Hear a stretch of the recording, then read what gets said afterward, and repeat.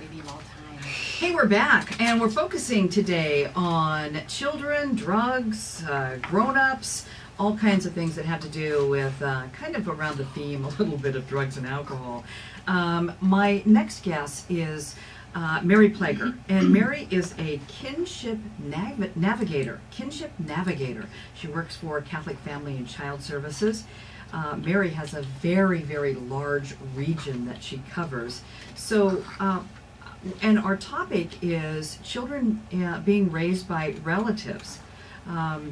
Mary, how many do we have in our area? Do you have any kind of an idea in our region of how many children are being raised by relatives? Well, I can give you the figure. There was, I can look at between 2009 and 2013, there were 43,871 caregivers in the state of Washington that we served. So 43,000? yes. Wow. Okay. And some of Or those. those aren't necessarily, those aren't caregivers that we have served necessarily because they are out doing this job and we're not aware of them. Yes. But they are on, that's about how many relatives are raising children not born to them. Those are not all grandparents. We see aunts and uncles, cousins, and we're seeing more siblings raising their siblings. Oh, interesting. Okay. So I want to know if those, are these numbers increasing, decreasing, or are they staying the same over the past 10 years, do you think?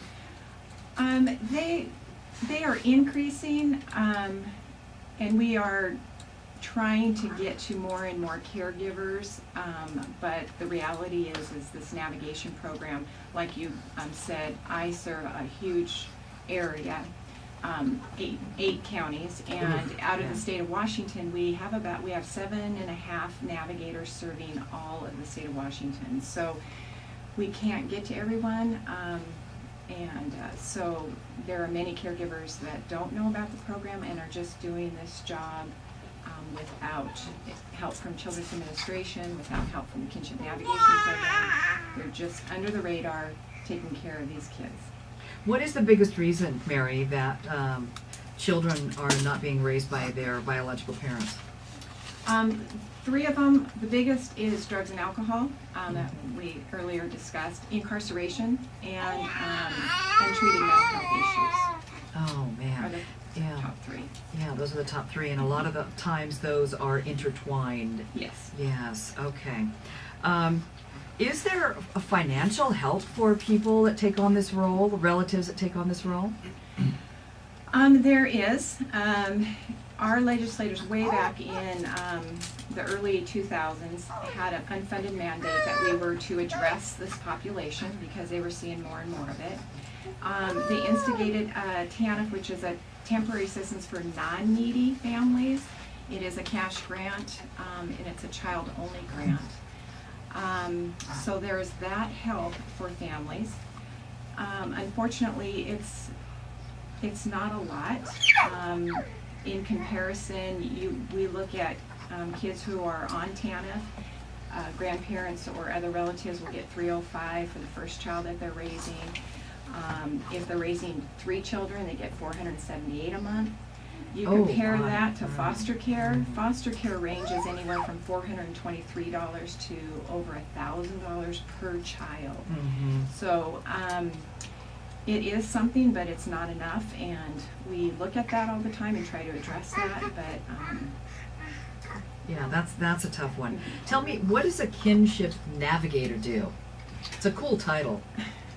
well, there's so we started in 2002, so we've been doing this work for quite a while.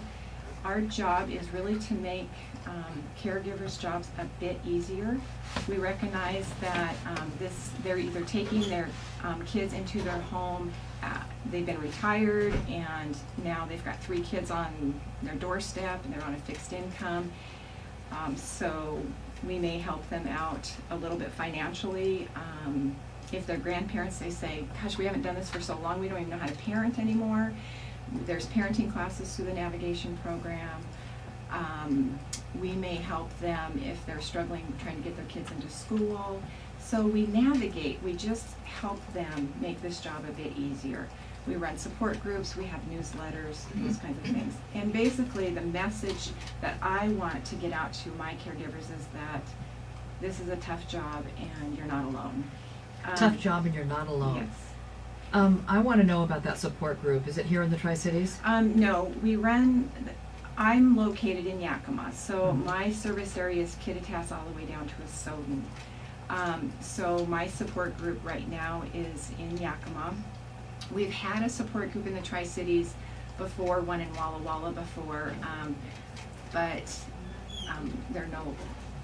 we're not doing those anymore. And again, the challenge for all navigators through the state of Washington is these large areas, and trying to get to these different areas. Yeah, I can see how that would be really helpful in terms of knowing that I wasn't the only one out there. So, what kind of extra support do relatives often need? What's that couple of the top biggest request areas?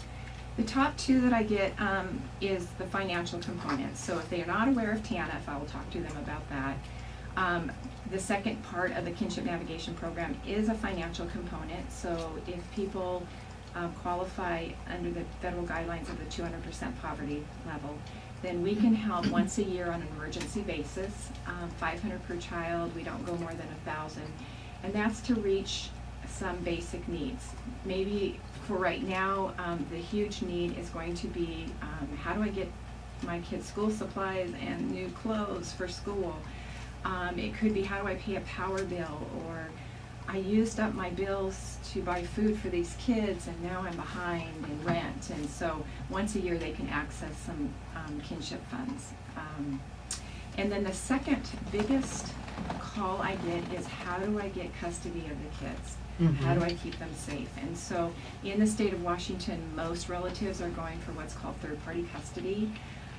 That's where the parental rights are not terminated, but the caregiver has all legal rights to that child and can make the decisions for the child, so that the biological parents who are not stable, they can't come back and say, now I want my kids. So those are the two, it's financial and then the legal component.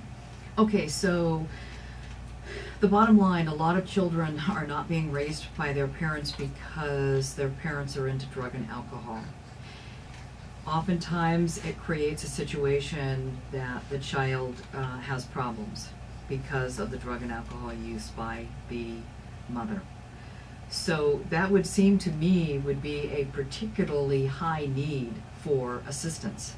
Do we offer any assistance for behavioral counseling and respite care, other kinds of things like that? They most of the families that I work with will come to me and they'll be on some kind of medical coupons through the state. Okay. So they can get that. But again, that's where the difficulty is when you talk about kinship children. If they've been with their biological parents for a while and the parents are using drugs and alcohol, then those kids are typically abused or neglected. And some of them are severely abused and neglected by the time the grandparent or other relative gets them. Those kids look the same as kids who need to go into the foster care system. So the issues are the same, the behaviors are the same, but when they go to a relative caregiver, they don't get as many services as a foster parent would get. And the children don't get as many services as foster children get. And our legislators are aware of that, we work on that, but that's the reality right now in Washington State and throughout the United States. It's just the reality. Well, that's not a good reality. No. I think we better be talking about our local legislators about an important change there, especially if we have family members and relatives who are willing to step forward and carry out this important role of raising children. We better be offering the right assistance and help. It's cheaper and it's smarter. Yeah, they looked at how much we're saving because legislators like numbers, and it's over $4 billion that the kinship caregivers save our taxpayers. Save? Because Okay, it's but we may develop problems later on just by saving money today. Right, and that's, Yeah. we're saving money by putting them into homes where there's the relative caregiver versus foster homes, and kids do better in the relative homes. But when there's not supports for those children, then oftentimes they may not do as well, because there's no support in how to get this child into college.